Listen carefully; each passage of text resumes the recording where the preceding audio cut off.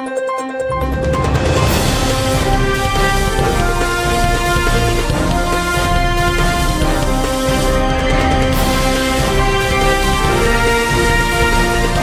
नगरी 24 तास न्यूज, रोखोक बातम्या आणि बरच काही.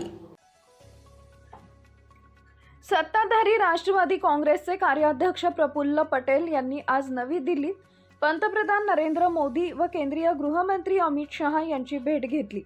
पटेल यांनी या दोन्ही नेत्यांशी स्वतंत्रपणे बंद दरवाजाआड चर्चा केली.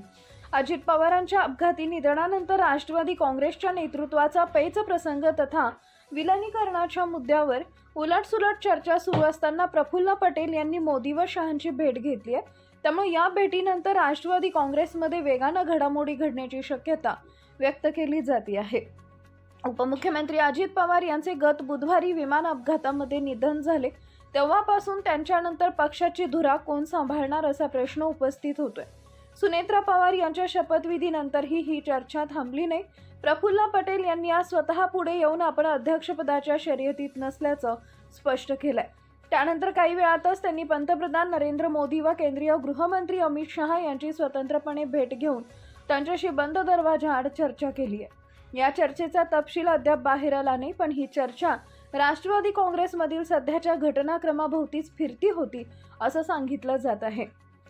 सध्या दिल्लीत संसदेचं अर्थसंकल्पीय अधिवेशन सुरू आहे. पंतप्रधान नरेंद्र मोदी यांनी या निमित्त आज एनडीएच्या सर्व खासदारांची एक बैठक घेतली, त्यांना मार्गदर्शन केले. त्यावेळी मोदींनी अजित पवारांनाही श्रद्धांजली वाहिली. त्यानंतर प्रफुल्ल पटेल व मोदी अमित शहा यांची भेट घेतली. उल्लेखनीय बाब म्हणजे राष्ट्रवादीच्या दोन्ही गटाच्या विलिनीकरणाला मोदी शहांनी ग्रीन सिग्नल दिल्याची नवी माहिती पुढे आली आहे. या पार्श्वभूमीवर प्रफुल्ल पटेल यांनी या नेत्यांची भेट घेतली.